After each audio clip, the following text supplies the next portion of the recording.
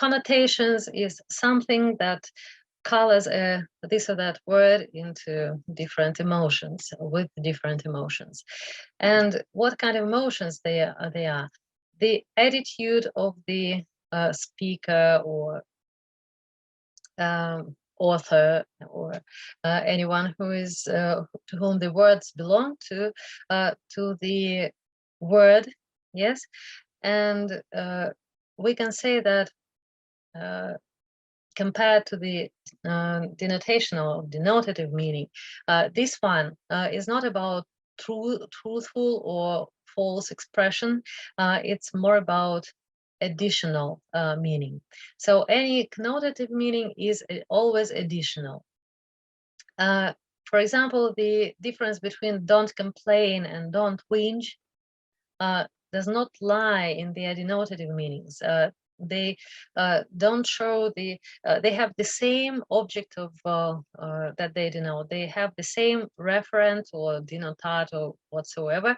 So complain and whinge actually mean the same, yes? But if we are talking about emotional coloring, whinge is more about annoyance and irritation. And if we just say don't complain, it's softer. Don't whinge is it's more harsh and probably not very pleasant to hear. Next thing is the presupposed meaning.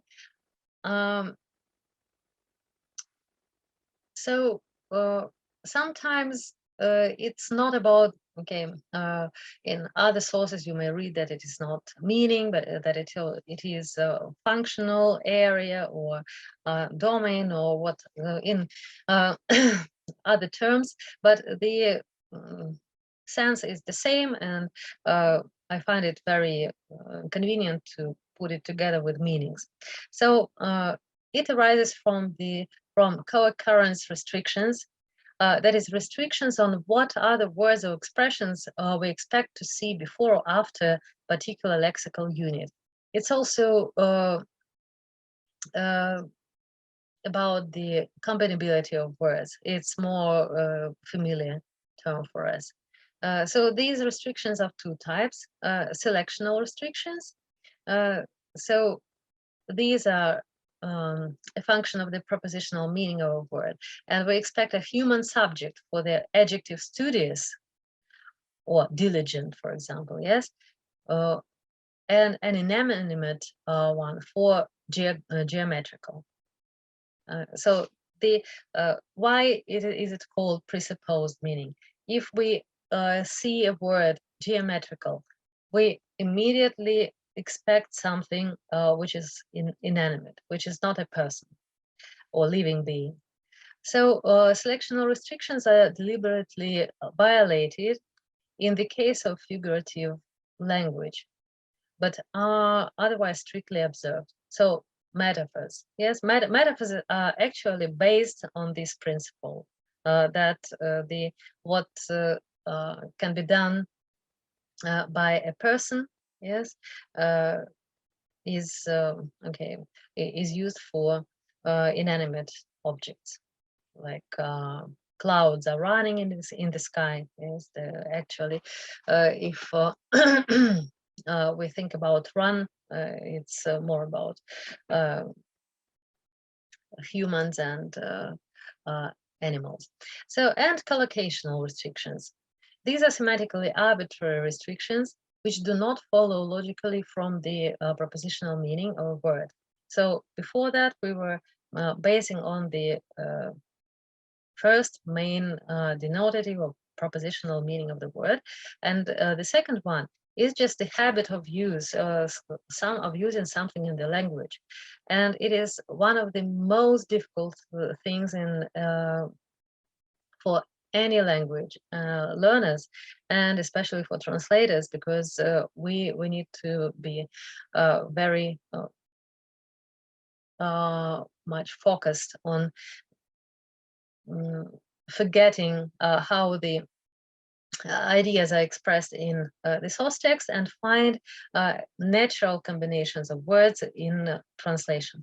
Why I say that it is the most difficult thing is that you cannot learn it by heart from the grammar book. You cannot, you don't always find it in a dictionary. And if we are talking about the natural flow of translation, it's only the experience of reading in the language you translate into that gives us this confidence and understanding when we are not right, when we need to look for a better solution, when two words don't go together well, when they don't go well with the rest of the sentence. So that's why I say that it is one of the most difficult things. Some of them we learn some of them when we learn a foreign language. Yes, so by heart, for example, we learn that the laws are broken, yes, and teeth are brushed, not cleaned, and so on. And but we should remember that we study the language like we learn things by heart when we study at university, yes, a little bit during in our professional activity, and time goes by. So only practice, only experience of I insist that good translator should read a lot, and there is no other way to gain this feeling and understanding of the language and style, and not to make mistakes about in the combinability of words or in stylistic use of this or that word. And you can say that we can check, we can look up, yes, in a dictionary or online, but you will not do it for all the words and word combinations in your translation. You just need to have this feeling and to know. The more you know, the faster you translate.